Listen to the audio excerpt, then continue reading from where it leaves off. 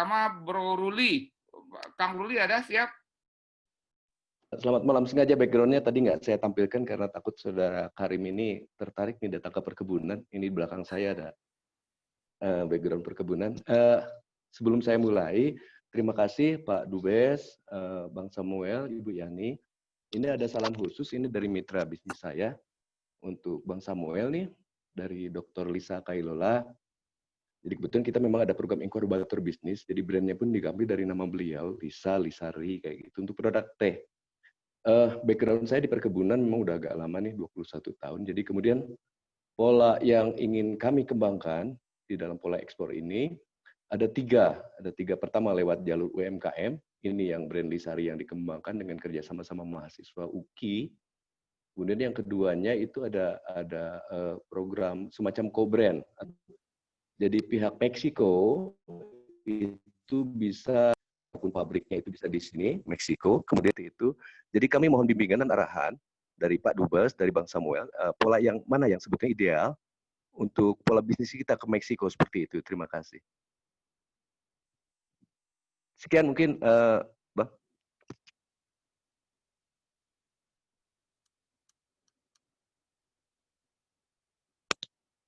Oke, Bung Karim, mungkin cuma arahan untuk 3 poin tadi aja, Bung Karim.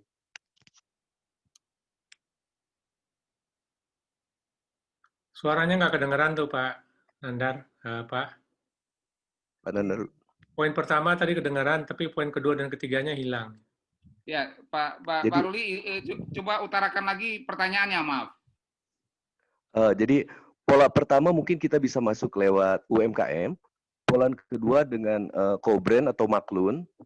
Yang ketiga, just direct selling the raw material. Jadi potensi kami kita bisa mulai dari sekitar 8.000 ton ya kering teh untuk itu. Jadi bisa 3 pola seperti itu. Namun mohon arahan bimbingannya nih untuk pasar Meksiko mana yang paling cocok begitu. Terima kasih.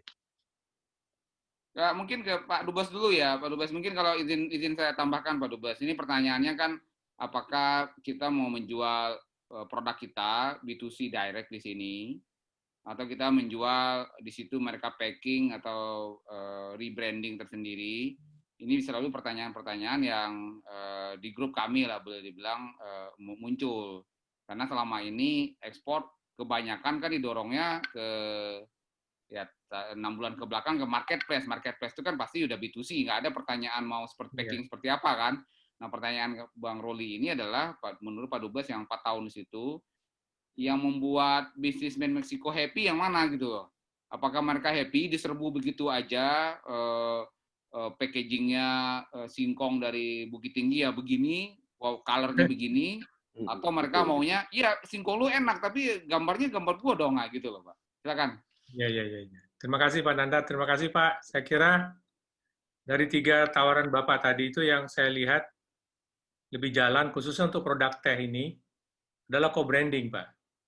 Kenapa saya sebut co-branding? Karena Meksiko itu sangat getol untuk menemukan sesuatu yang baru bagi pasar mereka yang bertingkat-tingkat. Gitu.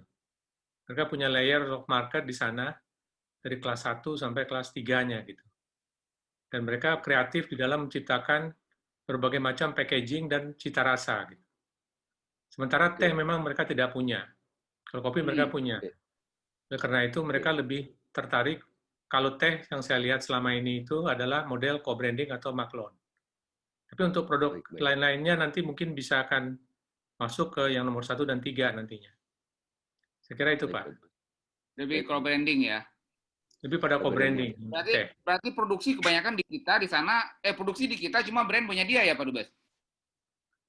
Bisa dua Pak, artinya mereka yang menentukan packagingnya. Mereka menentukan packaging. Mereka menentukan packagingnya, kemudian kita tinggal ekspor ke mereka, kemudian mereka membrandednya di sana. I see. Atau juga bisa jadi mereka sendiri yang akan tentukan ketika kita tidak mempunyai packaging yang mereka inginkan gitu. Karena di Meksiko itu tampilan packaging itu sangat penting, Pak. Sangat penting gitu. Dan mereka sangat kreatif itu menciptakan model konsumer baru gitu loh, Pak. Menciptakan pasar baru. Menciptakan pasar baru dan konsumer baru gitu. Mereka ciptakan sendiri itu. Artinya kalau kita masuk ke satu restoran misalnya, itu akan berbeda dengan restoran lain ketika kita disuguhin teh sebagai makanan penutup. Oh, maunya beda-beda ya? Maunya beda-beda. Dan mereka Oh, sangat kompetitif di sana. I see. Kompetitif. Dan saya temukan di sana gitu orang packaging teh yang tidak saya temukan di Amerika ataupun di Kanada gitu. Hanya di Meksiko. Even di Oke. Eropa saya tidak temukan juga gitu. Jadi mereka sangat kreatif di dalam menciptakan packaging dan tampilan yang menarik konsumer gitu Oke, dan Pak Dubes, customer. ini menarik ya. Karena kami bisa, prinsipnya seperti itu, tailor made kami insya Allah bisa. Ya. Oke. Silakan. Sebelum ke Pantau, satu pertanyaan lagi, Pak Dubes. Mengenai culture kembali. Apa namanya? Secara makanan, apa yang namanya keripiknya Meksiko itu apa? Lupa. Tacos. Nakos, apa? Bukan ada Yang dari jagung, Nachos. sorry. Nachos. nachos, tortilla. Tortilla, sorry. sorry. Kemarin saya bahas di grup. Pak Dubes, ini pendapat nih, minta pendapat Bapak. Menurut saya ini pendapat orang kampung lagi ya. Tortilla sama opak bedanya apa? Opak kan dari opak dari singkong, tortilla dari Jagung. jagung kan? Ya nggak, Bung Semi? Pertanyaan saya gitu, can we introduce this kind of culture to them and make money gitu ya, ekspor ke sana gitu kan, dengan semua bermacam-macam pedasnya pedas, tapi kan kita pedasnya lebih variatif kan, sambal dari Padang beda, Manado beda gitu. Nah, kenapa saya kepikiran gitu, pertanyaan yang Pak Dubes barusan sebut, kalau mereka culture marketnya memang suka produk-produk baru gitu, Pak Dubes. Gimana pendapat Anda? Karena maksud saya orang Indonesia ini kan berkreasi itu cepat gitu ya, cepat, dan rasanya kalau mempedas-pedas gitu, ibu-ibunya ini banyak banget yang bisa bikin gitu. Pak Dubes. Saya kira Bu Yani tahu tuh, Bu Yani suka menikmati makanan yang ada di makanan yang street market itu ya Bu ya, saya kira. Yang namanya tortilla dengan opak itu sebetulnya hampir sama Pak. Singkong juga makanan yang disenangi di Meksiko. Karena singkong itu ada dari Kolombia, dari Peru dan Chili gitu. Dan market mereka juga ada di Meksiko. Dan singkong bukan barang baru di Meksiko gitu. Restoran Brazil gitu dan restoran-restoran beberapa negara yang saya sebutkan tadi itu menyuguhkan singkong, tapi belum ada yang berbentuk opak. Dan orang Meksiko ini suka cemilan, Pak. Kalau kita ke sana itu yang namanya kerupuk tortilla itu jenisnya mungkin ratusan itu, Pak. Dengan berbagai cita rasa. Dan Meksiko suka makan kerupuk atau opak itu dengan cabai, Pak. Seperti kita juga, Pak Sam. Dicocok. Dengan cabai, apakah cabainya cabai yang kuah ataupun cabai bubuk. Dan pakai garam dan ditambah lagi jeruk asam, Pak. Diperasin jeruk asam di atasnya gitu. Nah, itu Meksiko, Pak. Tequila ya, kayak tequila ya. Seperti tequila. Dicampur dengan Tabasco, Pak, tequilanya itu. Tapi yang jelas bahwa yang namanya opak itu akan laku di sana itu, Pak. Memang saya nggak pernah terpikir sebelumnya untuk membawa opak ke sana, ke Meksiko. Karena saya tidak melihat opak itu tadinya yang masuk di dalam paket yang pernah ditawarkan oleh orang kita ke sana. Bayani tuh. Tapi kalau tampilannya bagus tuh opak ya Pak, packagingnya bagus, saya kira itu akan bisa bersaing dengan produknya tortilla Meksiko nantinya itu Pak. Itu poin saya, karena kebetulan itu kita amatin, kita nyambung ya. Kami menawarkan itu Pak Dubes itu kebanyakan ke Afrika saat ini, karena mereka punya singkong yang banyak. Bahasanya teman-teman yang bertugas itu selalu dimakan sebagai singkong rebus. Saya bilang kenapa yuk nggak bikin opak, kita jual mesin. Nah begitu kita ngomong Meksiko, saya pun tidak kepikiran tadi, baru kepikiran barusan gitu ya.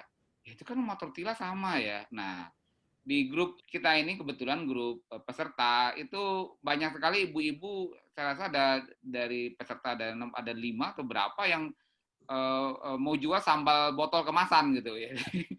Saya pikir bisa masuk ke situ gitu ya. Dan secara market ternyata the very good point dari Pak Dubes adalah ini adalah market yang sangat adaptif, mau menerima produk-produk baru. Betul ya Pak ya?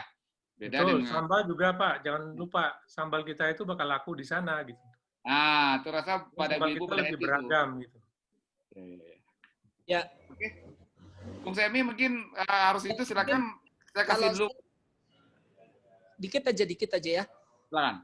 Ya, kalau menurut saya sih memang yang tadi disebutin kalau kita kemudian analyzing karakteristiknya, intinya adalah offering sesuatu yang memang ekstrovert. Karena Meksiko menurut saya orang-orangnya ekstrovert. Jadi like to discover something, suka mencoba sesuatu dan have to be, kalau ngomong kemasan harus bright, harus sesuatu yang ekstrovert.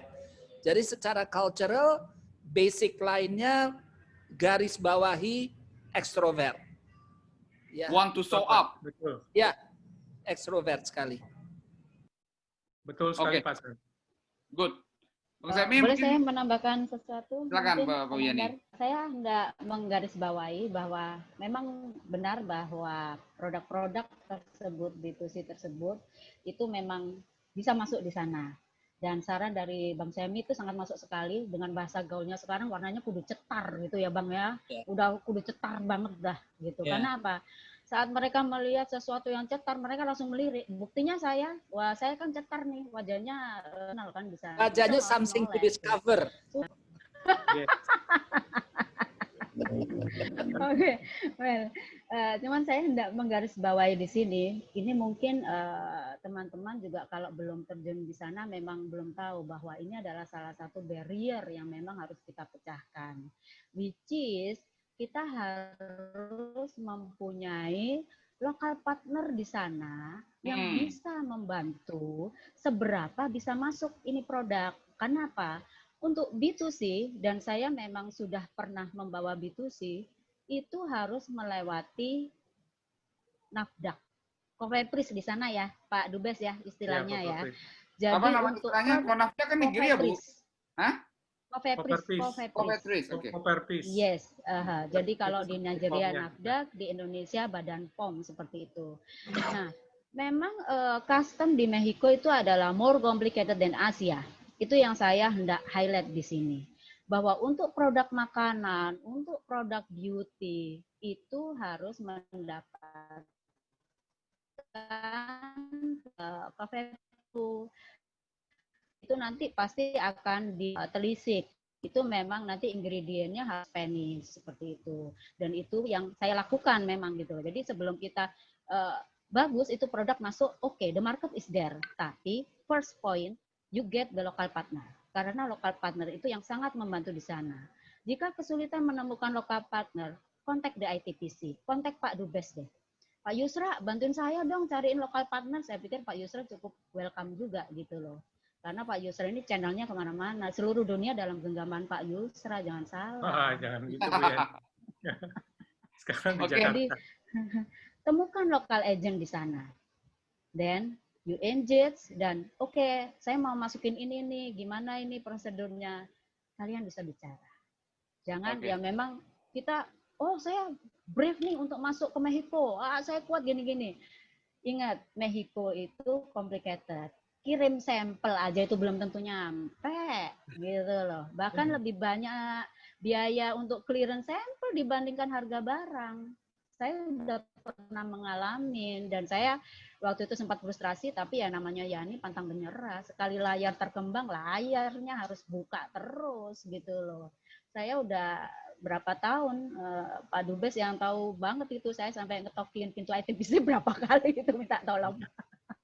Jadi, temukan lokal partner seperti itu. Bu Yani, makasih. Sebelum pertanyaan lain, saya ke Pak Anton sebentar. Jadi saya rasa bapak-bapak ibu-ibu dari hampir 1,5 jam dapat insight yang berbeda. Kalau kami di Karim selalu seperti ini yang kami sampaikan, kenali culture, go to expo, get the culture, get the people gitu ya. Jadi dan itu betul karena kalau kita lewatnya ke marketplace, you are alone on the middle of the war zone. Di medan perang ada sendiri. Sementara ekspor itu Anda perlu partner ya. Lebih baik Anda cari lokal partner yang bisa membimbing, yuk jangan beginilah colornya dari kuning ke sini, walaupun jadi kuning juga, tapi kasihlah feeling kalau dia yang menyarankan, kan begitu intinya ya, sehingga mereka punya tingkat ownership, oh ini desain produk pun dari saya, gitu ya. Jangan kita mendikte terus desain produk terus begini, gitu. Nah, beda kalau Anda udah brand-brand besar. Nanti saya minta ada Pak Vincent di sini gitu ya, brand salah satu perwakilan dari Branded. Pak Vincent mungkin monitor gitu ya. Tapi sebelumnya saya minta Pak Anton dulu sebentar.